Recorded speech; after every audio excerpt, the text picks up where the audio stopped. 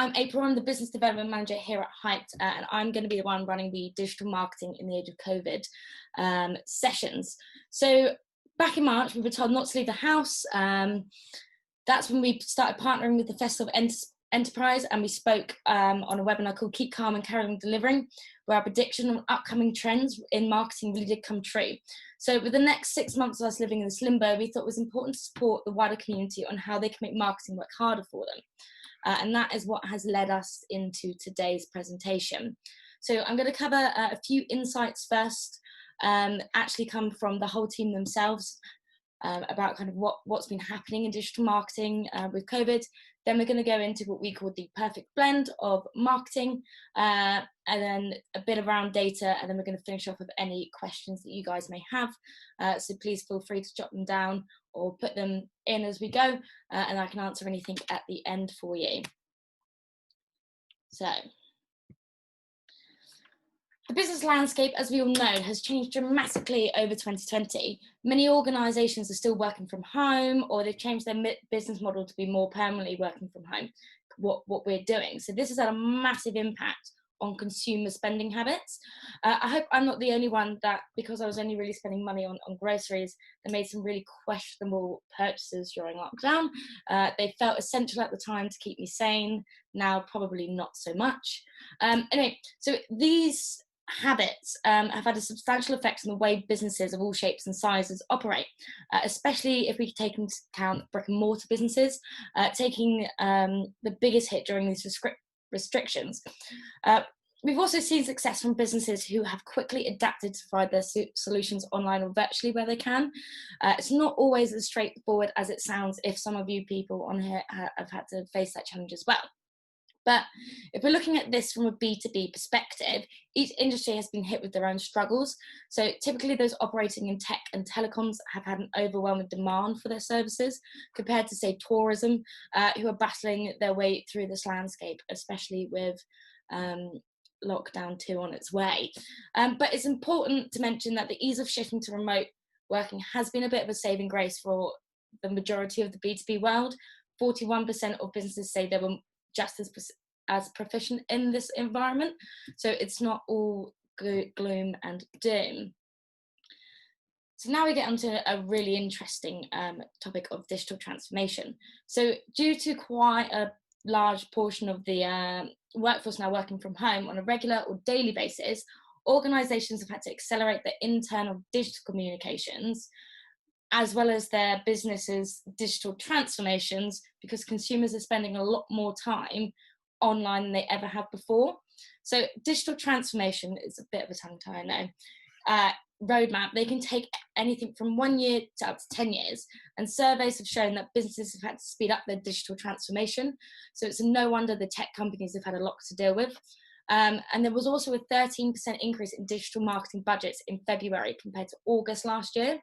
So COVID has only fast-tracked this transition, with companies accelerating their digital communication strategy on an average by about 6 years, with a focus of seeking new ways of engaged customers. And that also stems from those businesses having to digitally transform a lot quicker as well. So that takes us on to kind of the importance of adapting. Adapting is going to be vital for all businesses to stay kind of competitive as we're being forced into a digital first world. So as we've got to face it, like, we're not going to know when the rules are going to change within our area. They're constantly going up and down levels now. Digital communications has never been so more important. However, like, I'm trying to find the right way to phrase this. So, like when you invest in like your equipment and your staff and your software, you want to see the benefits of it. And every organisation has a different goal and objective of where they want their business to go and how they're going to get there. Now, COVID has allowed for a lot of businesses to take a bit of a pause, take an inward look at themselves, and I'm sure quite a lot of them have done a form of SWOT analysis, so whether that's quite formally, just in their head, or in a discussion with employees, friends or family, and they kind of worked out how we can do this, and now we're being pushed into that digital first world. It's all come from that digital communication strategy and the businesses having to transform. Now, whilst everybody was kind of everybody had different things going on. I'm sure a lot of business owners were thinking, right, how are we going to survive? Let's put in contingency plans. As a salesperson, I was thinking, how on earth am I going to get through to people and keep making sales for my business to survive? Whereas a lot of marketeers were probably we're 2 steps ahead here, and we're thinking, how are we going to look better than our competitors in a noisier online world, and how are we going to now add the value to them? Which nicely leads us on to that perfect blend. So there are 5 core themes, if you like, in marketing, and they all interlink, covering the digital marketing tactics. As we don't have massive amounts of time, I'm just going to dive into each theme and discuss why they're important, how to track return on investment.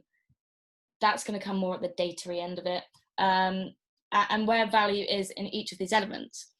And like I said, we're going to cover data, and which, to much of Beyonce's disappointment, that's actually what runs the world. If you watch The Social Dilemma, you'll definitely know that. So each of these elements can add value to your business in different ways. And when we look at the data that is readily available from these sources, we can start to allocate certain success to marketing tactics and make informed decisions. So before we dive into these, there's just 2 things I really quickly want to cover with you. Without good foundations, your marketing efforts are most likely to be misguided and therefore overly expensive. Whether it's going to be the 6 Ps, that's product, price, place, promotion, people, and performance, or in-depth research on who your customer base are, you need to get solid planning in place to find success quicker and easier. If you want to know a little bit more about the planning steps, please do let me know, and I can direct you to a previous webinar, or we can undergo a mini marketing audit together. Just let me know at the end of the session and we can do that. But that nicely takes us on to the ACA model. This was also in that webinar as well, if you want to know any more on it. So typically this is called the ADA model. I've shortened this down for HYPE to be more reflective of our buying cycle and the decision-making process. So digital marketing can build in all of these areas.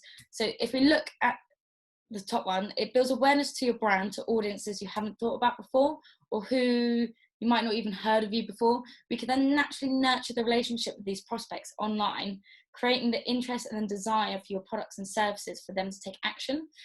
As we all know, it's so much easier to convert an inbound lead than cold calling. And that's kind of how we structure our marketing here at Hyped. Now, the first on the list was search marketing. It's just not another word for search engine optimization. It also covers paid advertising. On web browsers, they work in tandem together, but there's a real mix of options in using pay-per-click by business owners. So ultimately, it's going to come down to how competitive your industry has become and what traffic your adverts are bringing in. So SEO and PPC both help your brand to appear in search results, drive more traffic to your website, require knowing your audience, and again, they require continuous texting and optimization. But first, let's just jump into SEO. So search engine optimization, if you guys just want to have a quick little whiz at these stats, I'm going to throw another one into the works. So 90% of searchers haven't made their mind up about a brand before they start looking for a product or service. So that's quite a big portion of people you could capture at that awareness stage. And I also thought these 3 stats were important to think about when having your website, optimizing your keywords, and also keeping Google on your good side. So Google makes it impossible to stay static when it comes to SEO. So they have random algorithm updates that keep our techie nerds having to work out basically what they're doing, and it keeps it fair for smaller players to have more of an opportunity. So what I would suggest here, you can use a tool called Google Search Console to look how difficult keywords are to rank, and the number of searched each month. Through driving organic traffic to your website, you're reaching a wider audience. So, and in theory, this is kind of for free, but it can be time consuming and a daunting challenge. So if you haven't done before, make sure that you keep that in mind. One of the other methods here we'd like to focus on is long tail SEO. So this is where you have really specific questions or keywords with a low search volume, so you can direct warmer users directly to product pages or informative blogs as they're further down the buying cycle. So this method focuses more on the niche rather than the volume. You're more likely to get less traffic, but they're warmer and more likely to inquire. So there's 2 different ways to look at it there. and then we got pay-per-click.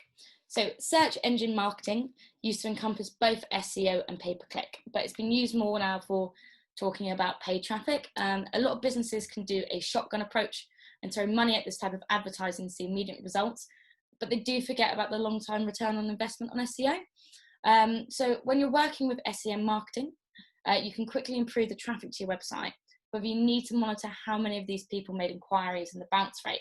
So for instance, if you had 1,000 people coming to your website, but the bounce rate is high, say 90%, this could highlight that the wrong people are clicking on your advert. So this could be down to the keywords you're using and how they're finding that advert. So make sure you jump in and look at negative keywords there. When you're doing PPC right, it can be really effective way of increasing inbound leads to your website and targeting different areas of your business. Here at Hyped, we go through quite a few different strategies here. But with lower spend, we try to go what we describe as the low-hanging fruit. This all depends on where your business is struggling and the objectives you have already chosen. SEO and PPC, they work together. Your SEO keywords are going to impact your PPC strategy and the keywords that you bid on and the cost of these keywords.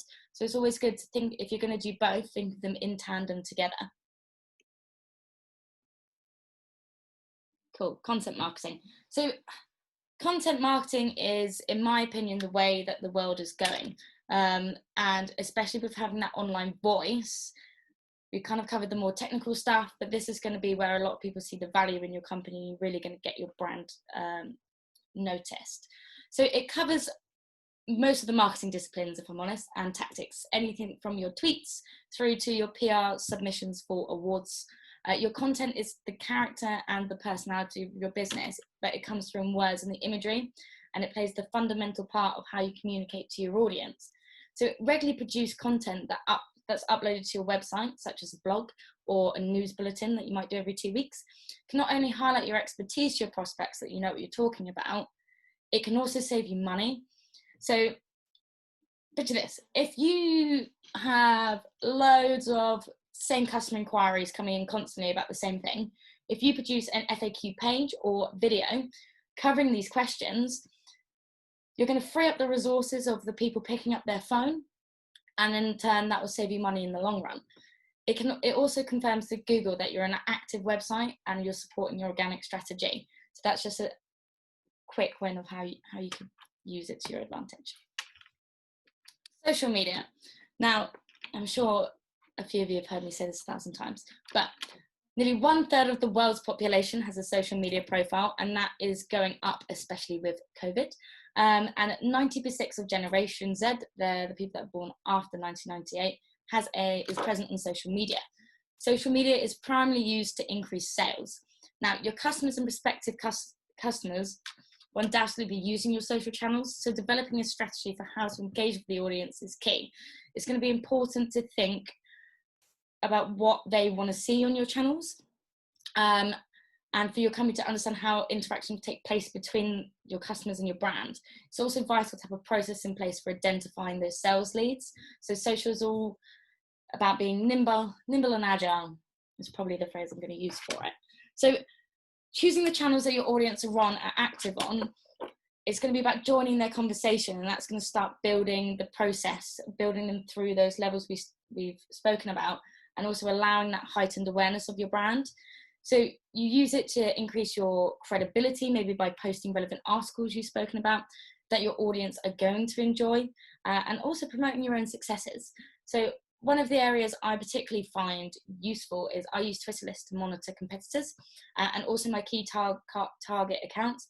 That way, before I'm making calls, I know exactly what's going on, and I can make sure we're staying competitive with our competition.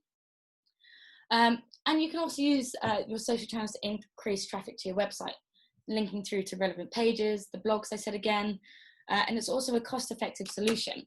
So 21% of consumers who've had a positive experience with a brand on social media are going to be more likely to recommend them to friends and families. And also there's a stat coming out in a white paper that we've got going on. So I can't remember it perfectly off the top of my head, but it's around 90% of people buy from business accounts that they follow. So that's another thing just to kind of keep in mind.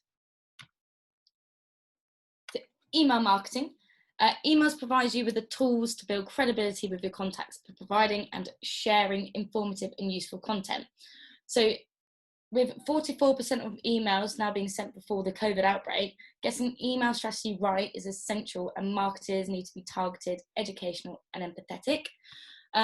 One of the key benefits of emails is that they're easily shared and forwarded. Again, you're growing that reach to your things, and keeping it fresh and exciting and relevant makes people feel the need to share them more. Also, the current average open rate is just under 80%. So even if you have a database of 1,000 people, that is going to be 180 people opening your emails and reading your content. So a quick few little wins. Emails can be used for many different things: generating calls or lead, increasing donations, boosting sales, increasing web traffic, and growing your audience. I'm just seeing that we've quickly running out of time, so I'm just going to try and speed up a little bit, even though I already talk fast. But let's talk about website aesthetic. So it's going to be the combination of your imagery, your colors, your fonts, and more. It's going to be that first impression your audience gets. It's like the shop window of the online world. Think of it as an interview. Your brand aesthetic is an interview. If you think about the way that you dress appropriately for a role you're applying for, whether it's casual or smart, as well as reflecting your personality. We also have another really good video, slightly off topic, about thinking of content as your CV as well. So just always think of marketing as an interview, I guess. But if we reflect on the stats we were looking at earlier, that over 70 of executive buyers are millennials, you need to make sure that your website, I should say 70%, my mind's gone a bit astray today, it's easy to navigate with information readily available. So having call to action scattered across your website can increase your leads by making it effortless for contacts to get in touch. For instance, if you've got a really long page of information, I'm trying to think of a really good example here. Let's go for a country-specific information. You've got 5 or 6, 7 different pages, and they're all a good couple of scrolls long. Somebody might already know they're interested in that, coming through that long tail SEO, and having that contact page higher up, they're more likely to interact with it. But that again is all going to come down to your web stats that we're going to cover in a minute. But this can improve your consumer's journey. Also, having a hero video on your homepage can help engage your customers from the start and help them build a better idea of your brand's identity quickly. Also, another fun stat that I learned, landing pages are also 70% more likely to convert through using videos. So if you haven't got a video strategy yet, it's definitely something to look into, especially with a noisier online world. Making your website work harder for you doesn't have to be super time consuming. Using your Google Analytics to identify where your customers are dropping off and entering the website can add massive value when building your online relationships with prospects before they're getting in touch. So the last little stat I'm going to leave you with here is presenting a brand consistently across all your platforms can increase your revenue by 23%. So it can take away anything from today, make sure that you're going to be consistent across these different tactics I've just given. Right. The important bit now is going to be measuring your efforts and return on investment. This is where we're going to really recognize the worth. So success on each element, you need to have goals for each of your elements and what you want them to achieve. So for instance, if you want to increase your social following by 30 followers a month or 100 each quarter, depending on the channel and what content you're extracting, if you're going campaign based, you might want to see X amount of signups to an event through social promotion. This way you can measure your post content and measure like messaging to see where you're adding value to that audiences. When you're looking at your content writing or producing articles, you may want the objective to increase traffic to your website, or alternatively use the content to provide you with supportive sales literature. For instance, we have an article about brand guidelines, so I can send this particular blog when I'm pitching for this type of work. And again, it's kind of the same when you're looking at emails. You'd like to set yourself up with some goals as well. I would advise looking at the industry benchmarks and setting yourself those realistic goals. However, the main hub of what you're going to be doing is looking at success. It's going to be with Google Analytics. So what does success look like? We use the Kaizen concept. It's a methodology I use in my day-to-day life as well. It's continuously improving and tweaking over time. So going back to those goals, it's all about looking at them, measuring them, tweaking them, how can we make it better? And then with Google, it's going to be what channels are working to drive traffic, which pages are performing well, how your audiences use the website, all those kinds of little bits and bobs. So let's dive about how this can be pulled together. So within Google Analytics, you're going to be able to identify where your traffic is coming from and what's working well and what's not. And that's going to allow you to see where the best return on investment is coming from. And here's a little diagram of Google Analytics. So metrics are going to be used to identify where improvements can be named. So we've briefly spoken about bounce rates. For those of you who don't know, that's where somebody comes on and jumps straight back out of the page. But some other metrics I would suggest you guys are looking at is going to be your top pages. So which pages are going to be viewed the most. Couple that with the bounce rates, you can see where improvements is. Acquisition, that's going to be where your prospects, clients, users are coming from. So that goes back to our goals earlier. If we want to increase the amount of people coming through our web, through on emails, we're going to be able to see that in Google Analytics if our emails don't. Average time spent on site. This one is really interesting because it can either be, it depends how you take it, and again, your goals and where different call to actions are on your website. It might be like they've come onto your website, found the information they needed, and then come straight back off. Or they're heavily investigating what your website is about. Average number of page views, again, kind of goes hand in hand with average time spent on site.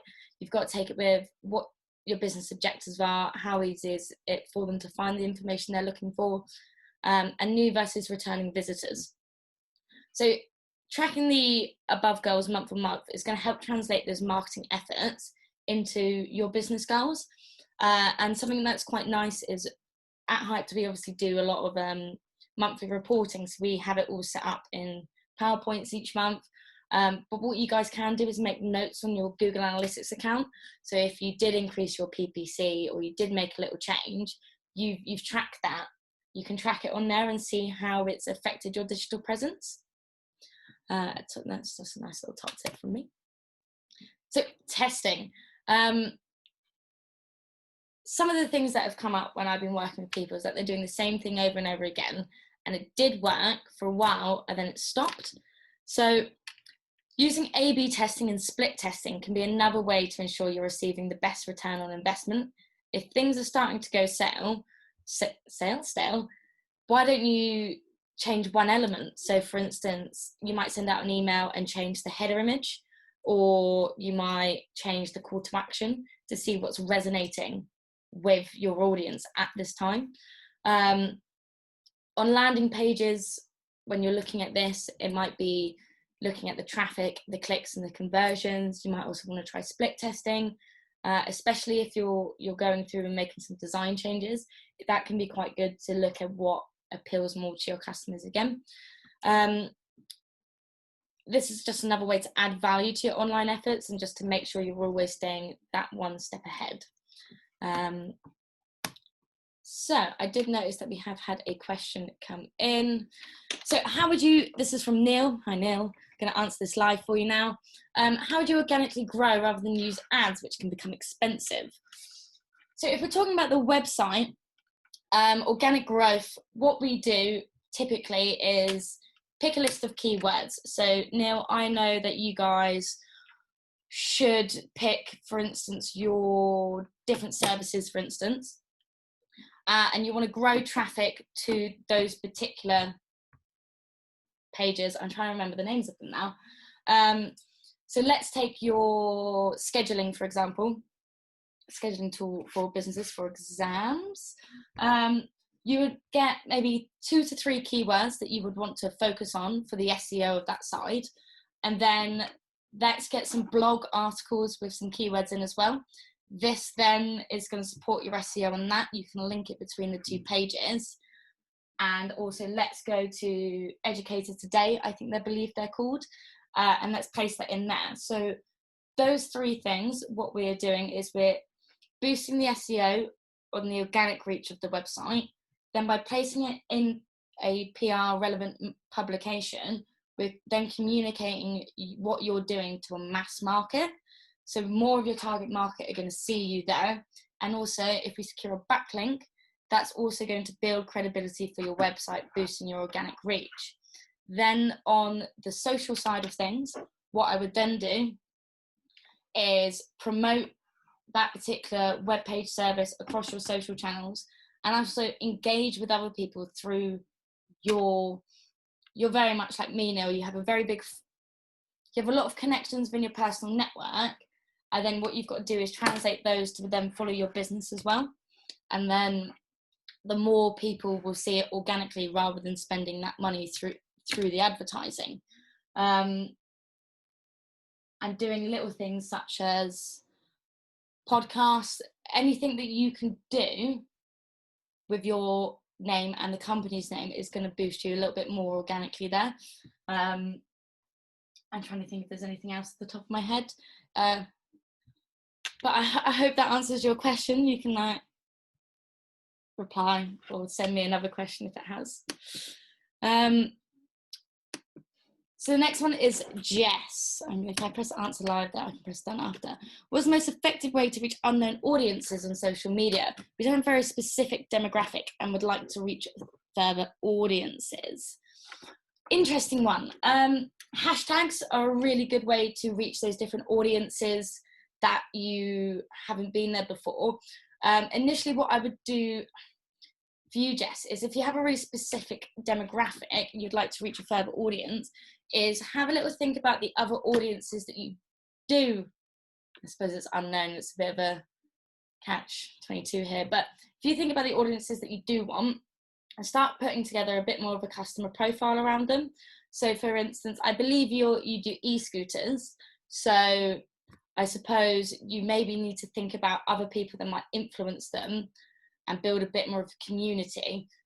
Alternatively, I would perhaps trial some different kind of style ads, different style posts, different hashtags to see kind of what momentum you get with them.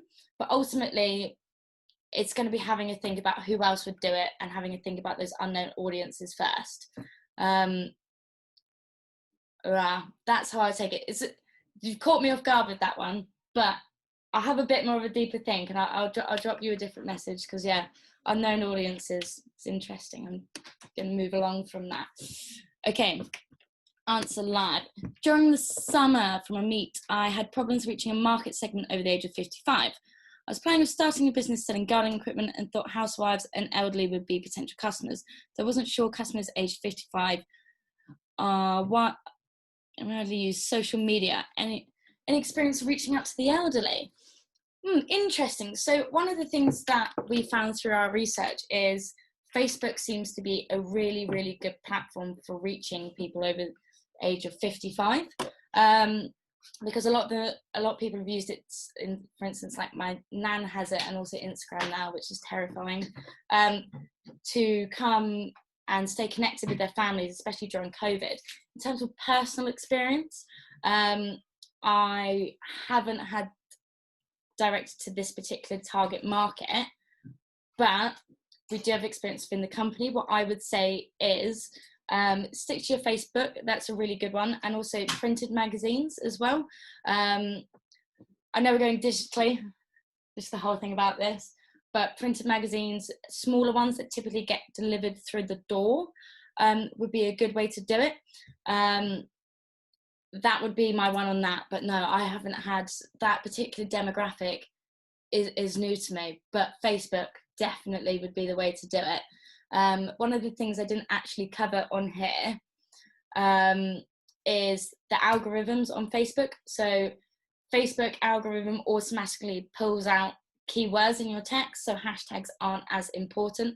I mean, if you want, we can have a bit of a chat later on down the line, so I can answer that in a little bit more detail. Let me have a bit more of a think on my toes on that one as well. Okay, anonymous attendee. What are the main actions you recommend taking for standing out as a company amongst an oversaturated market, all offering the same services? I feel like that's basically, as a marketing agency, I feel like that's basically what we're doing as well. I wouldn't say we're quite oversaturated, but there's a lot of us doing the same thing. The main points of actions I would take. So I've kind of got a bit of a case study on it. Well, we've got a few little case studies of how we've, as a company, made people look a bit different. I'm going to go straight in with IT. So a lot of people within IT use the colour blue, because blue is a colour that resonates, makes you feel calm, makes you feel, oh, I had a whole thing on it. But it's just, people automatically trust you with it. So what we've done with one of our clients is we refreshed the brand to stand out slightly. So blue wasn't their main colour, it was more of an accent colour. And then against all of the logos in terms of visually, they stood out and looked completely different. Oh dear. Are we all still here? Somebody has just signed on to the company account. That would be my first point of action. I would also do some in-depth competitor research.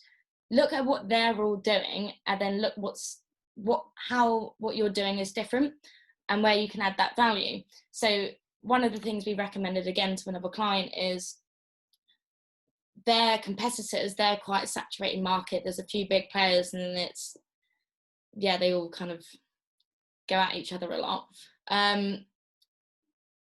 Their competitors they have 1 or 2 videos that say constantly recycle. So where we thought they could, and they put out loads and loads of content, but they don't do white papers. So it's about looking at those little expertise that you have, seeing where you can add the value, seeing what your competitors aren't doing, and then going out and shouting about it louder. Without knowing your business, I find it quite hard to give you the specifics, but that would be my main actions. Have a look at them, see what they're doing, see what they're not doing, look at your USPs and how can you do it better. If you want anything else on that, let me know, and I can have a bit more of a brainstorm with you and give you some more suggestions. Fabulous. So if that's no more questions, I'll take you to the old last slide. Thank you for everyone for coming out. I'll send you all out an email with the invitation over to our next session